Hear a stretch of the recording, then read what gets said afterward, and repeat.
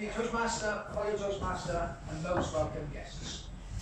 Is Alzheimer's preventable? That is a huge question in this day and age, as Alzheimer's has just replaced heart disease as the UK's #1 cause of death.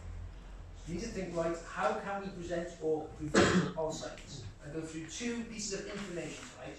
Number one, what is Alzheimer's? And number two, what we can do to prevent it.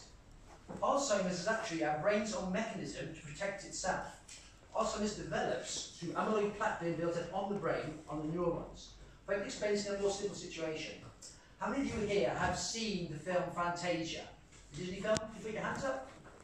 Yeah, you remember that film is the part with Mickey Mouse, who is the Sorcerer's Apprentice?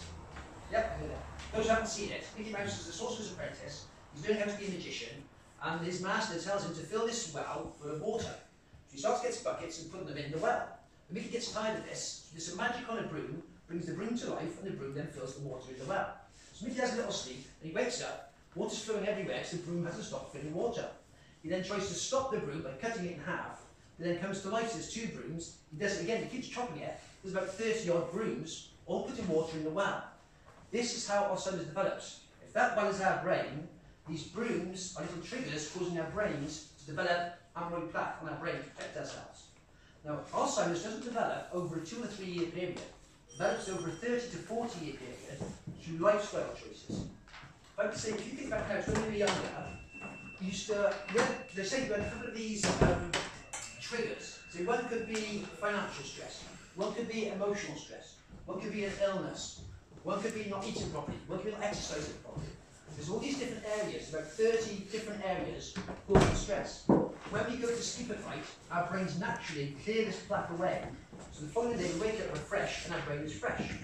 Over a 30-40 year period, this plaque is permanently building up. So when we go to sleep, the plaque does not clear away anymore. So in the morning we feel a bit hazy, because our brains aren't clear, because we have a little bit of sleep, and the plaque is building up. With more of these triggers going on, more plaque builds up. In America, they've done research trying to develop one tablet. They've spent billions of dollars trying to develop one tablet to cure all of these triggers. And they can't do it, because you cannot cure one tablet, cure one trigger. One tablet will cure one trigger, but it won't cure the other 30 triggers, all still causing amyloid to build up, because our brain is trying to defend itself. So, once we develop the system, then we have to look through a system of how you actually develop things to actually prevent ourselves from happening. And the best thing we found is lifestyle choices. There are 5 key areas for lifestyle choices. It's called READS, which is R, E, E, D, and S.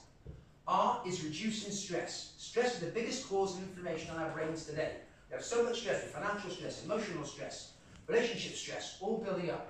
So you want to try to relax more, even to meditate, whatever situation you find best for yourself, to reduce the stress, which you'll have that one. The E then is exercise. We need to try and exercise more. Unfortunately, in this day and age, we tend to go to work, we sit at computers, we drive home, we sit at home watching TV, we're not doing the exercise anymore. Our bodies need at least 30 minutes of exercise every day for 5 days a week. That will help on the exercise to help clear the brain through away. Also, we need mental exercise as well. That's brain training. It could be Sudoku or any brain training games you like. You could do another hobby to get your brain working that way. Anything to get your mind and brain active again helps that way to reduce stress. Even something simple like cleaning your teeth with the opposite hand.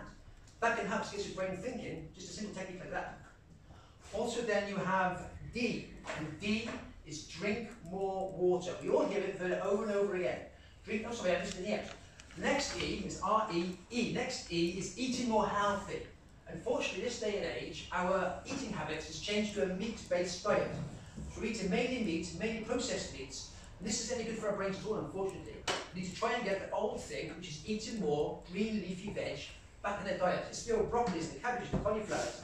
It's boring, but it works. It helps our brains, it helps our bodies, helps us all clear too. And just getting like 3 lots of veg in our diets, 3 times a week, that's all it would take. Just a little move, a little change in our diet, get more healthy options in our brains and our bodies. Our bodies can only work with what we give them.